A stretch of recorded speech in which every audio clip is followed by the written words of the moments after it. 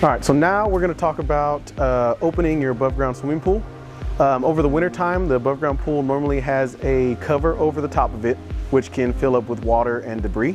So during the opening process, best bet is to start draining the water off of the cover, get as much debris as you can off of the top, get the cover, drag it off of the pool. Better to have two people with you so you have help getting the cover off, so no leftover debris or water gets into the swimming pool. After you get that done, you'll come over to your equipment, which will have been disconnected over the winter time. The pump will normally be stashed in a shed, garage, or somewhere in a storage box over the winter. Take that out, put it in place, hook up your hoses to it, the front union, the top union, hoses that go from your multi-port valve to your return. The return will have a plug in it, the skimmer will have a plug in it. You'll have to take those out, put your eyeball return back in the return place, put your skimmer baskets and lid back in the skimmer. Once you have everything connected, come over to the pump.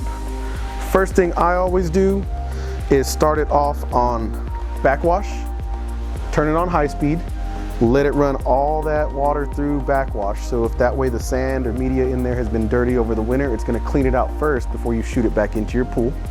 After you backwash and rinse, back to filter, turn the pump on high, let it run, check for leaks in any of your unions or plumbing hookups. After you get that running, next step is going to be testing the pool water, seeing what needs to be done, maybe shock, maybe some algaecide, depending on how the pool looks when you open the pool.